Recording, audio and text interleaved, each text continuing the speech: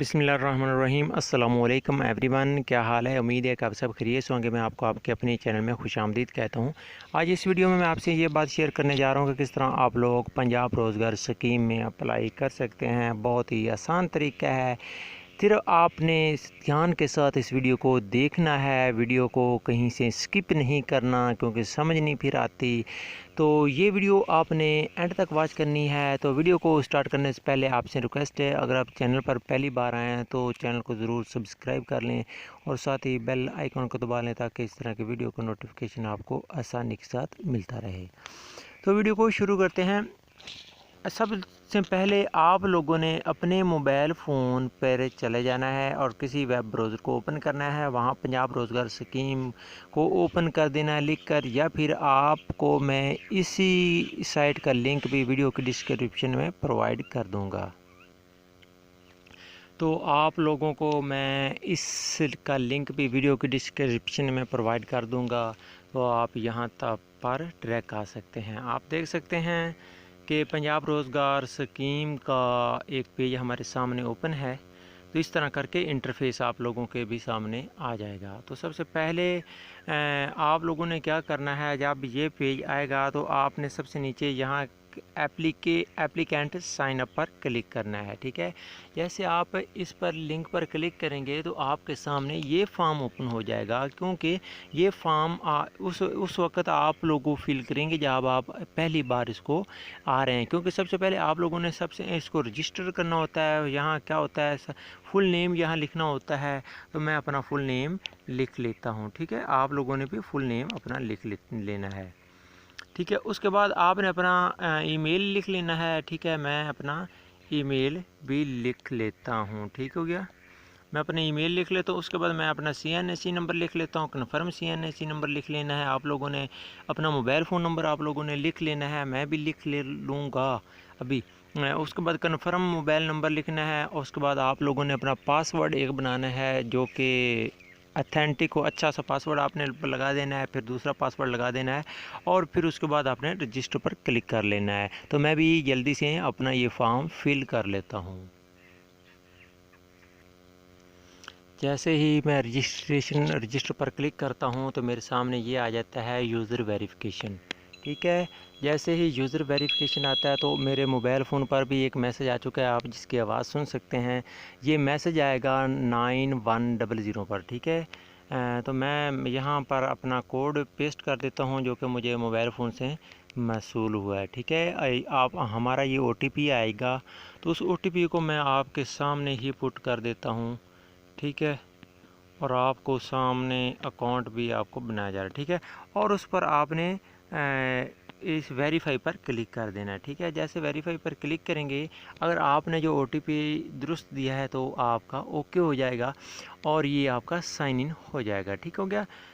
तो दोस्तों ये देखिए एप्लीकेशन लॉगिन आ गया। अब क्या करें, जैसे हमने वो जो बनाया था अकाउंट, पहले अपना CNSE दिया था और पासवर्ड दिया था, तो उस वक्त आपने अगर आपका अकाउंट पहले बन चुका है तो आप ये इधर आएँ तो यहाँ नंबर 1 पर CNSE दें और वो पासवर्ड दें जो आपने पहले अभी अकाउंट में बनाया है। तो मैं भी अभी साइन इन हो जाता हूँ। दोस्तों मैं कामयाबी से साइन इन हो चुका हूँ। ये देखें मेरे पास ये सब स्टेटस आ चुका है, मेरा CNA सब कुछ आ चुका है, लेकिन हमारे पास ये मुकम्मल तौर पर इंटरफेस नहीं आ रहा। तो आप लोग अगर मोबाइल फ़ोन से अप्लाई कर रहे हैं तो आपने ये 3 डॉट्स पर क्लिक करना है। जैसे 3 डॉट पर क्लिक करेंगे तो यहाँ डेस्कटॉप साइट है, इस पर आपने ओके कर देना है। तो आपके सामने ये मुकम्मल तौर पर फॉर्म यहाँ ओपन हो जाएगा। ठीक है, ये मुकम्मल डाटा क्लियर मतलब कि नज़र आने लग जाएगा, क्योंकि अगर आप मोबाइल फ़ोन से हैं तो। अच्छा, तो हमारे पास ये देखें फॉर्म आ चुका है। तो आप ये देखें इस फॉर्म में कोई मैंने डाटा भी नहीं इंटर किया। तो साफ ज़ाहिर है कि हम अभी अभी रजिस्टर्ड ही हुए हैं आपके सामने, तो देख सकते हैं। ठीक है, इसके अलावा तो आप लोगों के सामने ये एप्लीकेशन फॉर्म ओपन हो जाएगा। जब ओपन होगा तो आपने सबसे ऊपर प्लस जो न्यू एप्लीकेशन है वहाँ पर आपने क्लिक करना है। ये मैं आपको जूम करके दिखा दूँ, ठीक है, यहाँ आ गए नुक्कर पर। तो आपने इस पर क्या करना है, क्लिक कर देना है। जैसे क्लिक करेंगे तो आपके पास सामने एक न्यू एप्लीकेशन ओपन हो जाएगी और इस एप्लीकेशन फॉर्म को आपने फिल करना है। सबसे पहले मैं आपको इंस्ट्रक्शन दिखाता हूँ कि हदायत। तो सबसे पहले ये इंग्लिश में लिखी हुई है, आपने हदायत पढ़ लेनी है, नहीं तो मैं आपको उर्दू में भी करके दिखा देता हूँ ताकि आप लोग आसानी के साथ भाई उसको समझ सकें। तो दोस्तों आई होप कि मैं आपको पढ़ कर ही दिखा देता हूँ, क्योंकि आपको पता ही नहीं होगा, क्योंकि आप न्यू यूज़र होंगे। तो सबसे पहले क्या है, मोहतरम दरख्वास्त गुज़ार, अपनी दरख्वास्त शुरू करने से पहले आपको मुंदरज झैल दस्तावेज़ की स्कैन कापियाँ वाज़े तौर पर नज़र आनी चाहिए, ठीक है।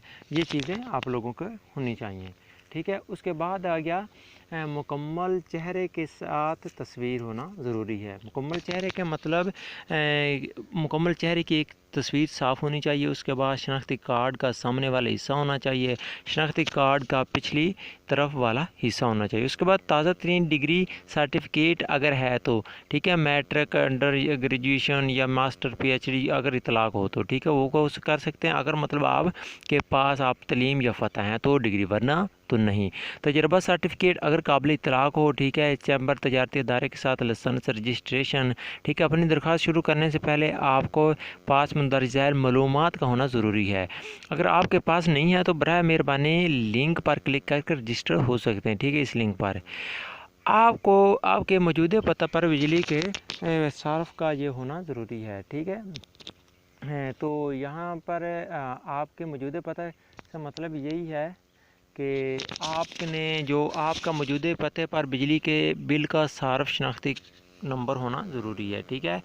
तो यहाँ भाई आप देख सकते हैं कि आपके इलाके में जो बिजली लगी हुई है, बिजली का बिल आता है, उसका आप रेफरेंस नंबर होता है, आपने वो देना है। उसके बाद आपके मौजूदा ऑफिस एड्रेस पर बिजली के बिल का सर्व शनाख्त नंबर अगर काबिल इतलाक़ हो, ठीक है। आपके नाम रजिस्टर किसी भी गाड़ी का रजिस्ट्रेशन नंबर, अगर आपके नाम कोई गाड़ी है तो उसका रजिस्ट्रेशन नंबर आपने डालना, नहीं तो नहीं। नए कारोबार की सूरत में माहाना कारोबार आमदनी, कारोबारी अखराजात, घरेलू अखराजात और दीगर आमदनी का तखमीना मुहैया करना होगा। उसके बाद मौजूदा कारोबार की सूरत में ये आपने सब देख लेना। उसके बाद जो इम्पोर्टेंट बात है वो है कि खूनी रिश्तों वालों के अलावा हवालों के नाम, मतलब मोबाइल नंबर और उनके शनाख्ती कार्ड नंबर आपने लिखने, मतलब आपने जो गवाह दो लिखने होंगे वो ऐसे लोग लिखने होंगे जो कि फैमिली मेम्बर नहीं होंगे। बराए मेहरबानी तवज्जो फरमाएं। इस दरख्वास्त को शुरू करने के लिए आपके पास रजिस्टर्ड मोबाइल नंबर होना ज़रूरी है जिस पर आपके साथ बैंक के PSIC रबता कर सके। मतलब कि आपने जो नंबर आप ऐड कर रहे हैं वो आपके नाम होना ज़रूरी है। मज़कूरा वाला मालूमात की दस्तयाबी की सूरत में इस दरख्वास्त को मुकम्मल करने के लिए कम से कम 15 मिनट का वक़्त दरकार होता है। आप एक या मुख्तलिफ नशिस्तों में फ़ार्म मुकम्मल कर सकते हैं और फ़ार्म जमा करवा सकते हैं।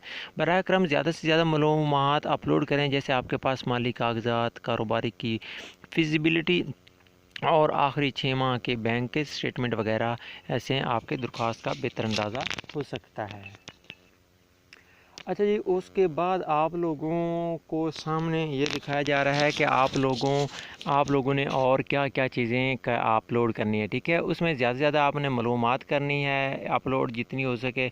उसके बाद एक बार फॉर्म जमा कराने के बाद आप दरख्वास्त का रजिस्ट्रेशन नंबर यानी ARN स्क्रीन पर ज़ाहिर होगा और आपको SMS के में भी मसूल होगा, ठीक है। बराह करम उसे महफूज रखें। अपने दरख्वास्त रजिस्ट्रेशन नंबर के साथ करीब तरीन बैंक ऑफ पंजाब यानी बैंक ऑफ पंजाब BOP की किसी भी ब्रांच में तशरीफ़ ले जाएं, जहां मुबल्लग 2000 रुपये प्रोसेसिंग फ़ीस कराने के बाद आपकी दरख्वास्त पर कार्रवाई शुरू की जाएगी। मतलब उसके कहने का है कि आप लोग अपनी दरख्वास्त, जब आप अपनी रजिस्ट्रेशन नंबर के साथ करीब तरीन आपने अपनी ब्रांच में जाना है, ठीक है, बैंक ऑफ पंजाब में चले जाना है और फिर आपने वहाँ 2000 जमा कराना है, फिर आपकी ये एप्लीकेशन जमा हो पाएगी, वरना नहीं होगी, ठीक है।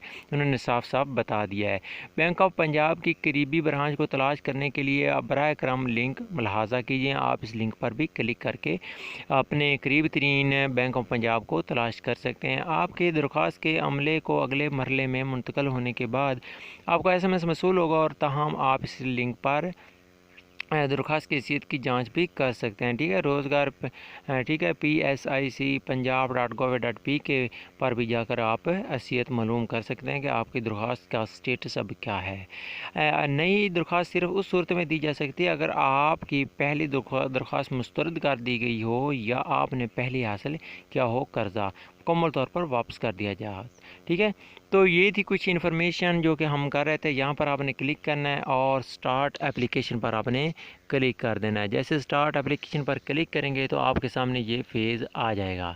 तो सबसे पहले क्या आप लोगों ने करना है, क्या आप सरकारी मुलाजिम हैं, नो पर आपने क्लिक कर देना है, क्योंकि सरकारी मुलाजमों को नहीं मिलता। जैसे आप सरकारी मुलाजमों पर क्लिक करते हैं, ये देखें यानी इस कर्ज़े के लिए अहल नहीं है सरकारी, तो आपने नो पर क्लिक कर देना है। फिर उसके बाद कर्ज़ की दरख्वास्त पर कार्रवाई के लिए बैंक का इंतखाब कीजिए। आपने कौन सा बैंक करना है, बैंक ऑफ पंजाब, एक ही बैंक ऑफ पंजाब है तो आपने एक ही को मुंतखब करना है। उसके बाद क्या आप बैंक के मुलाज़म हैं या नहीं, तो आपने नो पर क्लिक कर देना है। क्या आप शहरी की हैसियत हैं, तो आपने रेजिडेंट्स पर क्लिक कर देना है, और रैश की क्या है तो आपने ये भी यस कर देना है। ठीक है, जैसे यस करेंगे और कंटिन्यू पर आपने क्लिक कर देना है। ठीक है, तो यहाँ आ गया, ये चीज़ आ गई। ठीक है, मैं आपको जूम करके दिखा देता हूँ। तो इसमें उसने पहले क्या लिखा है, दरख्वास्त बराए आप अप्लाई किस के रोज़गार के लिए कर रहे हैं, पंजाब रोज़गार के लिए या फिर पंजाब ग्रीन डेवलपमेंट के लिए, तो आपने पंजाब रोज़गार लोन के लिए करना है। ठीक है, जैसे करेंगे तो आपके सामने ये कुछ आ जाएगा। पंजाब रोज़गार कर्जा जात में ख़ास तौर पर एक ऐसा कर्जा है जो मैक्रो छोटे दरमियाने दर्जे के कारोबार जो किसी भी शोबा या यानी पैदावार, तजारत, खिदमत, ज़राअत, मवेशी पालन, मवेशी वगैरह शुरू किए जा रहे हैं या मौजूदा कारोबार को वसअत देनी हो के फराहम किए जाएंगे। बच्चों ये है दोस्तों शर्त के किन लोगों को कर्ज़ा मिलेगा, किन को नहीं मिलेगा। तजारत, ज़राअत, मवेशी वगैरह के लिए ये किए जा रहे हैं। ठीक है, तो इस पर आपने कंटिन्यू पर क्लिक कर देना। अगर आप इस पर हैं तो ओके, नहीं तो आपने अप्लाई नहीं करना, आपने मवेशियों वगैरह के लिए अप्लाई कर देना है। तो इसके ये फेज़ आप देख सकते हैं। पहले क्या है, पर्सनल इन्फॉर्मेशन आपने देनी है, फिर बिज़नेस इन्फॉर्मेशन है, फिर क्रेडिट इन्फॉर्मेशन है, फिर रेफरेंस, फिर रिव्यू, और लास्ट में आपने सबमिट करना होगा। तो दोस्तों ये इन्फॉर्मेशन मैं फॉर्म फिल करता हूँ जो नेसेसरी हैं। ठीक है, और जो नहीं है तो वो मैं बाद में फ़िल कर लेता हूँ। सबसे पहले आप लोगों ने अपनी बेसिक मालूमात देनी है, मोबाइल नंबर देना है और अपनी तस्वीर को अपलोड आपने कर देना है। ठीक है, मैं अपनी तस्वीर को बाद में अपलोड कर देता हूँ। अब आपने अपने दरख्वास्त गुजार का नाम लिखना है कि आप दरख्वास्त गुजार का नाम क्या है, वो तो लिख चुका है, और फादर का नाम क्या है, तो आपने अपने फादर के पर क्लिक करना है और यहाँ पर आपने मतलब कि ये यहाँ पर निशान लगाना है और फादर, फिर आपने डेट ऑफ बर्थ लिखनी है, फिर आपने क्या रखना है, तरीक़ पैदाइश की तस्दीक करवानी है, फिर आप मर्द हैं या औरत हैं तो आपने जो भी आप होंगे वो सिलेक्ट कर लेना है, फिर डोमिसाइल का जो डिस्ट्रिक्ट है आपका वो आपने सिलेक्ट कर लेना है। ठीक है, तो मैं बहावल नगर को सिलेक्ट कर लेता हूँ। इसके बाद आप लोगों ने शनाख्ती कार्ड के अजरा की यानी कब से आपका शनाख्ती कार्ड नादरा से इशू किया गया है वो बतानी है, फिर वही लिखनी है। फिर इसके बाद आपने शनाख्ती कार्ड के सामने वाले हिस्से कोई तस्वीर अपलोड करनी है, चॉइस फाइल पर क्लिक करके। फिर आपने शनाख्ती कार्ड के पिछले तरफ वाले हिस्से की जो तस्वीर है वो आपने अपलोड करनी है। इस तरह अगर करने के बाद आप फिर यहाँ चेक करेंगे कि आप मैरिड हैं या अनमैरिड हैं। ठीक है, तो आप जो भी होंगे वो आपने क्लिक करना है। ठीक है, कितने इंसार करने वालों की तादाद है, ठीक है, वो आपने यहाँ से लिखना है, और क्या आप मज़दूर हैं या नहीं हैं। ठीक है, तो आपने वो क्लिक करना है और उसके बाद आपने क्वालिफ़िकेशन डिटेल यहाँ ऐड करनी है। अगर आप अच्छा, उसके बाद आप लोगों ने ये करना है। उसके बाद अगर आपके पास कोई तलीमी डिग्री या ठीक है वो है तो आप यहाँ से अपलोड कर सकते हैं। और जब सबसे पहले आप लोगों ने ग्रेजुएशन लिखना है, पोस्ट ग्रेजुएशन या जो भी आपकी क्वालिफ़िकेशन है आपने वो लिख देना है। ठीक है, वो तलीम अपनी डिग्री मतलब यहाँ अपलोड करनी है जो लास्ट डिग्री होगी। ठीक है, तकनीकी डिग्री है आपके पास तो यस, वरना नो लगा सकते हैं। और हुनरमंद हैं या नहीं हैं, अगर आप हुनरमंद हैं मतलब स्किल्ड वर्क हैं तो आपने यस लिखना है और उसका आपने यहाँ लिख देना है कि अपना हुनर लिखें। ठीक है, नहीं तो ना लिखें। फिर उसके बाद कॉन्टैक्ट डिटेल कि आपके रहायश गाह की मलकियत क्या है, आप ऑनर हैं, ठीक है, या रेंटल एंड डिटेल है या फैमिली ओनर है या अदर है, तो आपने भाई वो लिख देना है। उसके बाद आपने यहाँ एड्रेस लिखना है परमानेंट, फिर आपने अपना डिस्ट्रिक्ट सेलेक्ट करना है, ठीक है। जो भी आप लोगों का डिस्ट्रिक्ट होगा वो आप लोगों ने सिलेक्ट कर देना है, ठीक है। तो मैं भी डिस्ट्रिक्ट सेलेक्ट, उसके बाद आप लोगों ने क्या करना है, यहाँ अपनी आप लोगों ने तहसील सेलेक्ट कर लेनी है, ठीक है। मैं भी आप भी लोग इस तरह से तहसील सेलेक्ट कर सकते हैं। उसके बाद आप लोगों ने अपना शहर सेलेक्ट करना है, फिर आपने मौजूदा पता सेलेक्ट करना है, फिर उसके बाद भाई यही फिर दोबारा से पूछा जा रहा है ज़िला सेलेक्ट, तहसील, शहर, ठीक है। उसके बाद फिर आपने क्या करना है, बिजली का कंज्यूमर आईडी जो है होगा, रेफरेंस नंबर होगा, वो आपने लिखना है, और उसके बाद आपने उसकी तस्वीर सेंड कर देनी है लिखकर, ठीक है। उसके बाद आपने लैंडलाइन फ़ोन नंबर लिखना है, सिटी कोड लिखना है और अपना फ़ोन नंबर लिख देना। सिटी कोड आप गूगल क्रोम में जाएं और सर्च करें अपना अपना सिटी का नाम लिखकर सिटी कोड, तो आपको वहां से मिल जाएगा, ठीक है। तो इस तरह ये फॉर्म आपने फिल करना है, और फिल करने के बाद आपने नेक्स्ट पर क्लिक कर देना है, ठीक है। ये सबसे नीचे लिखा हुआ है, ठीक है, सेव एंड कंटिन्यूड पर। तो मैं जल्दी से अपना फॉर्म फिल, यहाँ देख सकते हैं कि अभी ये फॉर्म फिल हो जाएगा, ठीक है। अब इस फॉर्म में ना आपने ये जो स्टेप्स लिखे हैं, बिजनेस सेटअप है ये ठीक करना है, ठीक है। उसके बाद सोल पार्टनरशिप पर ही क्लिक करना है। बाकी अगर आप कोई और ज्वाइन करना चाहते हैं तो वो ज्वाइन कर सकते हैं, ठीक है। और कारोबार का नाम लिखना है, कोई भी नाम लिख सकते हैं, ठीक है। बफेलो फार्म लिख लें, इन क्योंकि क्यों लिख रहे हैं, क्योंकि ऐसा नाम उन्होंने ना क्राइटेरिया में कहा है कि आप लोग ये फार्म में ये small Punjab small industry corporation के लिए है, तो इसलिए आप भाई लिख लेना, ठीक है ना। तो ये ऐसी चीज़ें आपको कर्ज़ा फराहम करने में मदद फराहम करेंगी, ठीक है। तो फिर उसके बाद आप लोगों ने भाई अपना ज़िला लिख लेना है। ये जो फैक्स नंबर है ना, कॉमी टैक्स नंबर, सॉरी कॉमी टैक्स नंबर है, इसको आप खाली छोड़ दें एक मरतबा, क्योंकि ये इतना ज़रूरी नहीं है। ज़िला सेलेक्ट करने के बाद आप लोगों ने अपनी तहसील सेलेक्ट कर लेनी है, जिस तहसील में आप रहते हैं।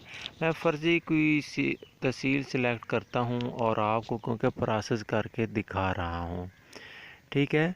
तो यहाँ से मैं मंचनाबाद को सिलेक्ट करता हूँ, तहसील को अभी नहीं आई तो दोबारा सेलेक्ट करता हूँ, यहाँ से सेलेक्ट हो जाए तो ठीक है। यहाँ पर क्लिक करता हूँ और ठीक हो गया, मंचनाबाद तहसील सेलेक्ट होगी। अब मैं कोई यहाँ से सिटी को सिलेक्ट करता हूँ, ठीक है। कोई सिटी आ जाए, नहीं आ रहा मेरा सिटी। अगर सिटी ना आ रहा हो तो इसके लिए ज़रूरी कि आप अपना डिस्ट्रिक्ट दे दें, ठीक है। लेकिन मैं आपको रिकमेंड नहीं करता हूँ, लेकिन मेरे पास जो आ रहा है ना, ये देखें सिटी नहीं आ रहा मेरा, तो मैंने कुछ अप्लाई तो करना ही है, तो इसके लिए मैंने भावनगर अपना सिटी दे दिया है, क्योंकि ये कारोबार का ज़िला है और कारोबार का शहर भी है, तो इसलिए। उसके बाद भाई यहाँ से सर्विस सनत की किस्म जो होगी वो आप सर्विस का इंतखाब कर लेना है, ठीक है। और उसके बाद आप भाई ये देखें कंपोजिंग एंड प्रिंटर है। चलो अगर आप कंपोजिंग और प्रिंटर का काम करना चाहते हैं तो ऊपर बफेलो फार्म वगैरह है वो आपको ख़त्म करना पड़ेगा, ठीक है। यहाँ से अगर ये करते हैं तो यहाँ बफेलो जो फार्म ऊपर कारोबार का नाम लिखा है, ये कारोबार का नाम चेंज करना होगा, क्योंकि अगर आप बफेलो फार्म रखना चाहते हैं तो वहाँ भी आपने कोई उसी कैटेगरीज के हिसाब से आपने सेलेक्ट करना है बफेलो फार्म वगैरह, ठीक है। और यहाँ पर मैं सेलेक्ट कर लेता हूँ कंपोजिंग एंड प्रिंटिंग, क्योंकि ये थोड़ा बहुत मुझे काम आता है कंपोजिंग का। अच्छा, उसके बाद मैं यहाँ से सेलेक्ट कर लेता हूँ कंपोजिंग एंड प्रिंटर का, ठीक है। अब ज़ैली शोबा इसका कौन सा है जो कि कंपोजिंग और प्रिंटर में शामिल नहीं है हो रहा, तो मैं अदर पर क्लिक कर देता हूँ। अब नीचे देखता हूँ कि अब अदर के बाद क्या करूँ, ज़ैली शोबे की वजाहत करें। तो मैं अपना जो काम मुझे आता है या मैं जो काम करना चाहता हूँ उसकी मैं थोड़ी सी डिटेल लिख देता हूँ। मैं ज़्यादा नहीं लिखता क्योंकि वीडियो ज़्यादा लॉन्ग ना हो जाए, फिर आप कहते हैं कि वीडियो ज़्यादा लॉन्ग हो गई और फिर आप स्किप कर देते हैं, फिर समझ नहीं आती, ठीक है। मैं कुछ ट्राई कर रहा हूँ थोड़ा सा लिखने की। तो भाई आप लोगों ने भी ज़ैली शोबे की वजाहत करके लिख लेनी है कहीं गूगल से पैराग्राफ या किसी अपने करीबो जवान किसी टीचर वगैरह से ये रहनुमाई ले लेनी है ताकि कर्ज़ा लेने में आपकी मदद हो सके। और यही पैराग्राफ यही वर्ड लिखे हुए ठीक है काम कर दें तो अच्छा आपने लिखना है। मैंने बस वैसे फार्मेलिटी के तौर पर यहाँ लिख रहा हूँ कि स्टार्ट वर्किंग फ़लाँ जॉब फ़लाँ। तो आप लोगों ने भी भाई थोड़ा सा किसी से हेल्प लेकर ये पैराग्राफ लिख लेना है। ना भी लिखें अगर आपको ज़्यादा ज़रूरत नहीं है कर्ज़े की, कहते हैं कि अगर हो जाए तो ठीक है, ना हो तो कोई बात नहीं, तो फिर आप मेरी तरह कोई छोटा मोटा फ़िक्रा इधर उधर से लगा सकते हैं, ठीक है। और उसके बाद आपने भाई निशान ये देखनी है कि इसके एम्प्लॉय वर्किंग इन योर, ठीक है, एम्प्लॉय वर्किंग कितने एम्प्लॉय काम करेंगे आपके, कम से कम एक तो होना ही चाहिए, ठीक है। वो करना चाहिए, ठीक है। अपने कारोबार में काम करने वाले मुलाजमीन की तादाद की निशानदेही करें। आपने यहाँ लिखने है कि मुलाजमीन की तादाद कितनी, ठीक है, वो लिख दिया। और इधर से आप लोगों ने फिर सिलेक्ट करना है कि रेलेवेंट एक्सपीरियंस आपका कितना है, तजर्बा, तो आपने 2 लगा देना है। क्या आपके नाम कोई सवारी है? नो, नहीं। अब आपने तखमीना लगाना है यहाँ पर एस्टिमेट प्रोजेक्ट कॉस्ट का कि कितनी आप पैसे लेना चाहते हैं। मैं 3 लाख पे ठीक है लिख देता हूँ। और यहाँ पर देखें, ठीक है ना, सब ऊपर लिखा हुआ है मनसूबे के लागत का तखमीना लिखें, तो मैं तखमीना लिख देता हूँ। और यहाँ शराकत की जो शर्ह है वो आपने यहाँ से सिलेक्ट करनी है, ठीक है। मैं 10% कर देता हूँ। फिर कर्ज़े की रकम जो है वो लिख देनी है, आपने कितना हासिल करना चाहते हैं, PKR में लिख देना है। कर्ज़े की मुद्दत जो है कितने सालों में आप उसको वापस करेंगे, क्योंकि ये 5 साल प्रोजेक्ट है तो आप 5 साल एट द एंड तक भी लिख सकते हैं, ठीक है। और उसके बाद रहती मुद्दत आप कितनी लेना चाहते हैं तो वो भी लिख सकते हैं, ठीक है। मैंने कर्ज़े की मुद्दत 4 साल लिखा और रहती मुद्दत 3 साल कर दी है, ठीक है।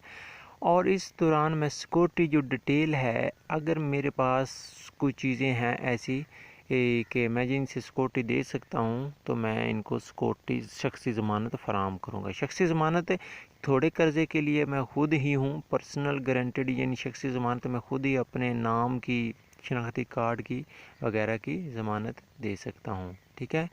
तो यहाँ पर आप देख सकते हैं कि मैं अपना नाम, मेरा शनाख्ती कार्ड वगैरह सब कुछ आ चुका है, ठीक है। और यहाँ पर आप लोग देख सकते हैं कि बिज़नेस प्लान जो मनसूबा बंदी है, बिज़नेस कारोबार, माहाना कारोबारी आमदनी है, वो आपने भी यहाँ लिखनी है कि आपके मंथली कारोबार की माहाना आमदनी कितनी है, ठीक है। तो वो भी आपने लिख लेनी है।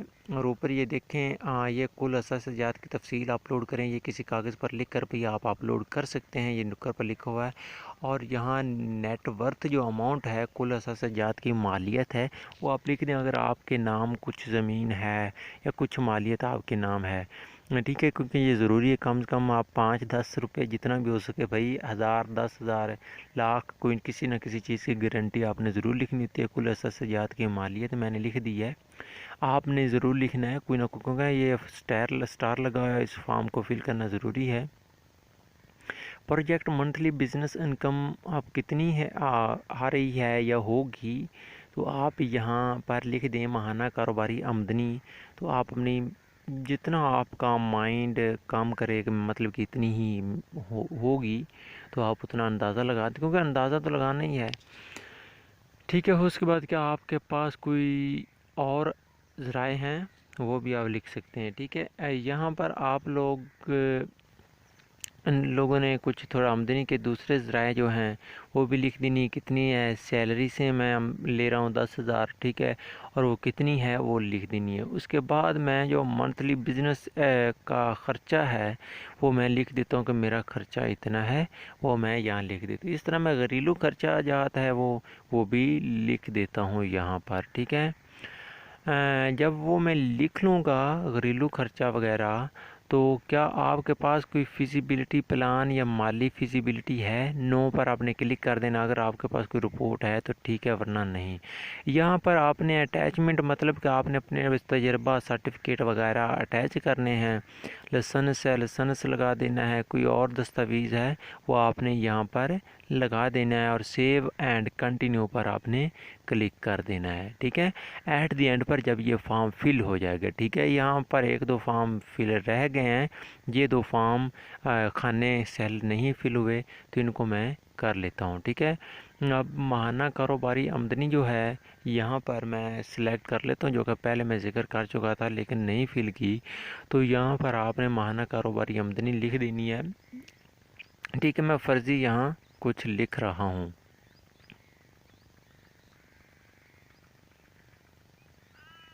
ठीक है, तकरीबन मैंने 40,000 के राउंड अबाउट लिख दिए कि हम कारोबार करेंगे 40,000 हम आसानी से कमा सकेंगे। ठीक है, जो हम कारोबार करेंगे। और अखराजात जो है वो कितना है? एक्सपेंसेस हैं हमारे तकरीबन, आपने अपने हिसाब से लिख लेना है। ठीक है, तो मैं 10,000 तकरीबन लिख लेता हूँ कि मेरे एक्सपेंसेस हैं। तो भाई आपने अपने हिसाब से लिख लेना है, ये मेरे वाले एक्सपेंसिव भी लिख सकते हैं आप। ठीक है, यही कारोबार माहाना आमदनी लिख सकते हैं, लेकिन आपका दिमाग अगर काम कर रहा है कि हम वाकई इतना कमाएंगे तो आप लोगों ने भाई ये कर लेना है। ठीक है, और सेव और कंटिन्यू पर क्लिक करते हुए हम चले जाते हैं 3 स्टेप पर। ये स्टेप आप देखें, सबसे पहले क्या है? Personal information, business info, reference, और उसके बाद एक व्यू और लास्ट में सबमिट। क्या आपकी क्रेडिट हिस्ट्री है या नहीं है? तो आपने सेव और कंटिन्यू पर क्लिक कर देना है। नो पर क्लिक करते हुए यहाँ रेफरेंस आपने लिख देना है, मतलब कि 2 ऐसे लोगों के नाम आपने लिख देने हैं जो कि आपको ब्लड रिलेशन ना हो, मतलब आपकी फैमिली के से तल्लक ना रखते हों। उनका आपने नाम लिख देना है, शनाख्ती कार्ड नंबर लिख देना है, मोबाइल फ़ोन नंबर लिख देना है।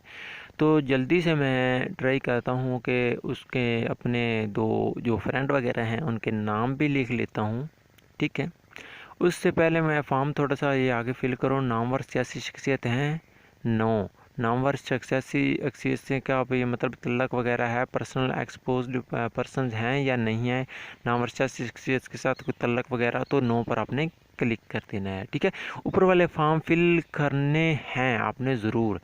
ठीक है, तो मैं जल्दी से फॉर्म को फिल करके आगे ले चलता हूँ और मैंने फॉर्म फिल कर लिया है और मैं सेव और कंटिन्यू पर क्लिक कर देता हूँ। जैसे क्लिक करता हूँ तो मेरे पास तकरीबन नेक्स्ट पेज आ जाता है। ठीक है, अब रिव्यू का पेज आ चुका है। अभी आप क्या करना चाहते हैं, मतलब कि अपनी एप्लीकेशन को रिव्यू कर लें, कहीं से गलती तो नहीं होगी, उसको दुरुस्त कर लें।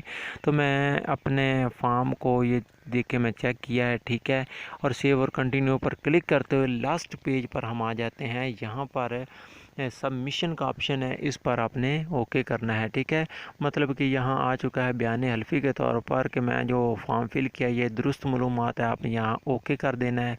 ठीक है, जब आपने ओके करेंगे तो सबसे नीचे यह हिदायत पढ़ लें कि ये दुरुस्त है, सच्ची है, कोई बात पेचीदा नहीं रखी। ठीक है, और इसके अलावा ये सब कुछ आप देख सकते हैं कि उसके बाद आपने सबमिट पर क्लिक कर देना है। जैसे आप सबमिट पर क्लिक करेंगे तो आर यू श्योर का आप वाकई सबमिट कराना चाहते हैं, ओके कर देना है। तो फिर आपकी एप्लीकेशन जो होगी वो कामयाबी से सक्सेसफुली सबमिट हो जाएगी। ठीक है, आपका लास्ट में एप्लीकेशन नंबर आ जाएगा और ये आपके मोबाइल फ़ोन पर भी सेंड किया जाएगा और यहाँ पर भी शो हो रहा है। तो इसको आपने लिख लेना है, ये आपने बैंक में चले जाना है, वहाँ पर आपने दिखाते हुए इसका स्क्रीनशॉट भी ले लें। इसको दिखाकर आपने भाई क्या करना है, आपने बैंक में जब जाएंगे तो बैंक में ये अपना फॉर्म दिखाकर आप कर्ज़ा जो है पर आपने अप्लाई किया होगा, ये जो घर बैठे या किसी शॉप से अप्लाई आपने किया हुआ है ऑनलाइन, तो वहाँ पर ऑनलाइन आपका फॉर्म चला जाएगा। आप ये एप्लीकेशन नंबर उनको दिखा कर जा सकते हैं, वो 2000 रुपया देंगे, आपकी प्रोसेसिंग होगी, फिर आपकी एप्लीकेशन सबमिट हो जाएगी कम्प्लीटली। तो इस तरह दोस्तों आप पंजाब रोज़गार स्कीम में भाई अप्लाई कर सकते हैं बहुत ही आसानी के साथ, घर में बैठे हुए 10, 15, 20, 40 मिनट में। तो कैसी लगी आपको वीडियो? अगर वीडियो में समझ ना आई हो तो आप कमेंट सेक्शन में जाकर कमेंट कर सकते हैं, जितने दिल करें आप कमेंट कर सकते हैं, लेकिन इस वीडियो के रिलेटेड करें, इसी वीडियो के मुतल्लक ही करें, कोशिश किया करें, ठीक है। अपनी ओपिनियन भी आप शो कर सकते हैं। अगर वीडियो पसंद आए तो वीडियो को लाइक कर देना, चैनल पर पहली बार आए हैं तो चैनल को ज़रूर सब्सक्राइब कर देना, ताकि इस तरह की वीडियो का नोटिफिकेशन आपको आसानी से मिलता रहे। मिलते हैं ऐसी लेटेस्ट इन्फॉर्मेटिव वीडियो के साथ। अपनी बहुत सा ख्याल रखिएगा।